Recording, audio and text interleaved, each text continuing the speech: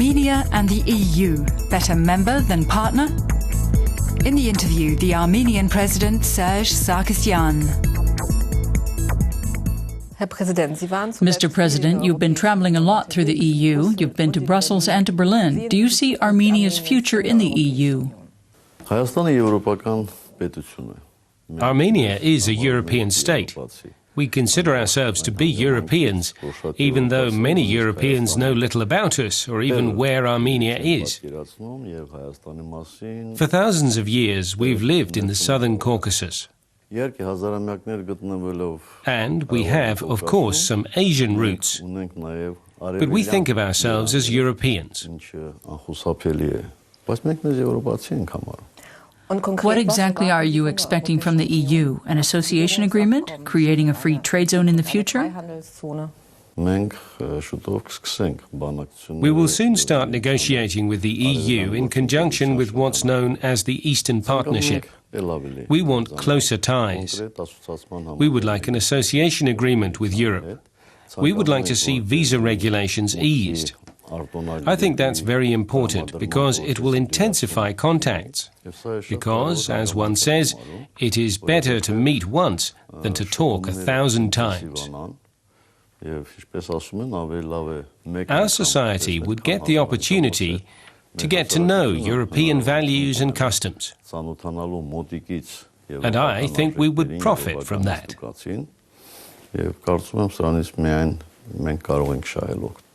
The EU is also helping Armenia to normalize difficult relations with Turkey.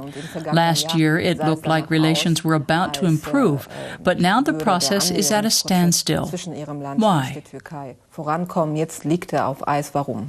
If I had to answer that in one sentence, I would say the reason is a lack of will from the Turkish leadership.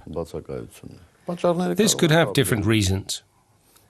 I think I've been able to convince most people that Armenia is not to blame for the current situation. The Europeans and the US often are under the misconception that the Armenians don't want relations with Turkey, mainly because of our difficult history with Turkey.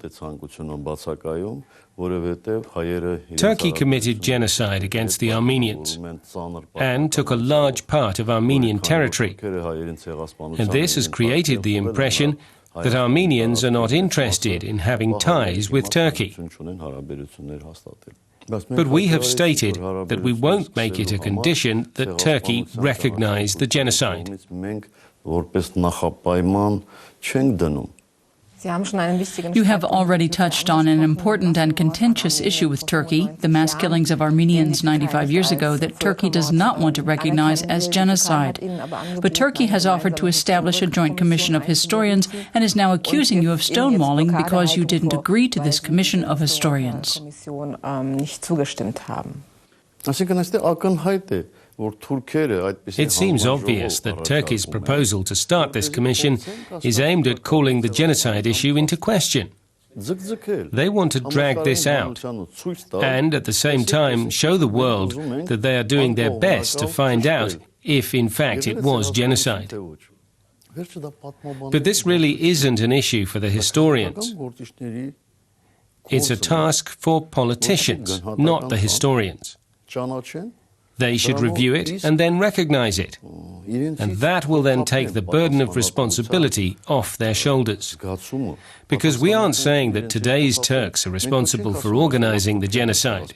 We say the genocide was perpetrated during the Ottoman Empire.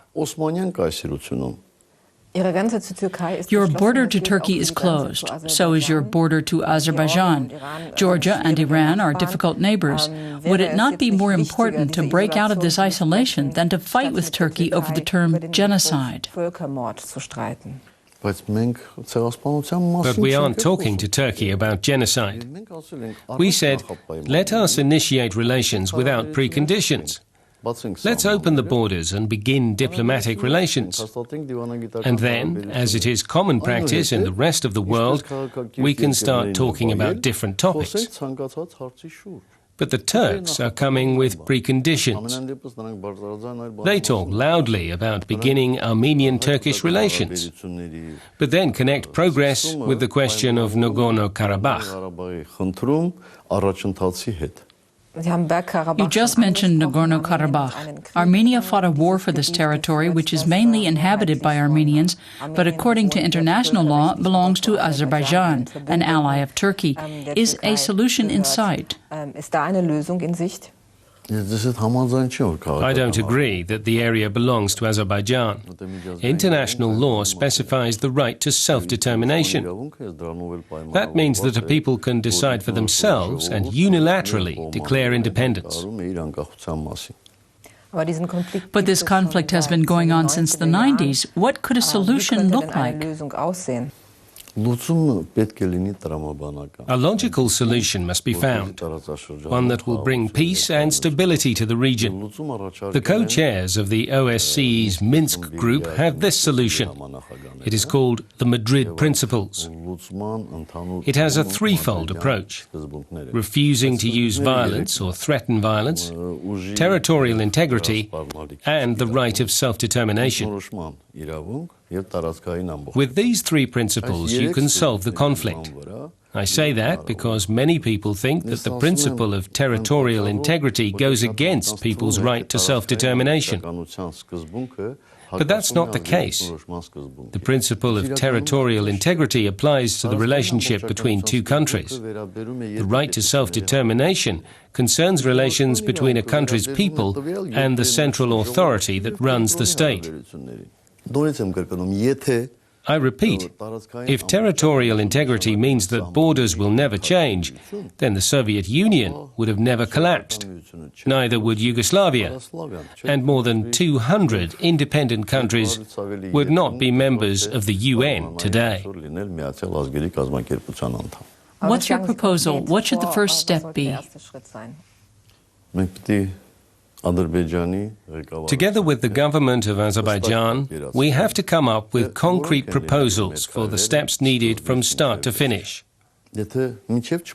As long as we are unable to imagine what the final step should be, we cannot bring peace to the region.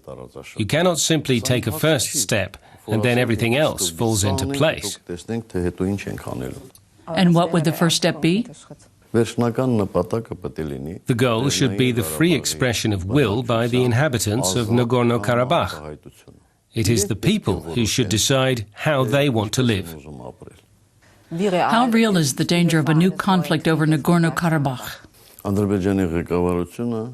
The Azeri leadership regularly, almost daily, says that it won't rule out military force to solve the problem. That would mean Azerbaijan violating all of its obligations. First of all, Armenia is responsible for the security of the people of Nagorno-Karabakh. And if a war breaks out there, Armenia cannot take on the role of an observer. Of course, no one wants war, and especially not us. Whatever the outcome of war, we will suffer losses. We do not desire war.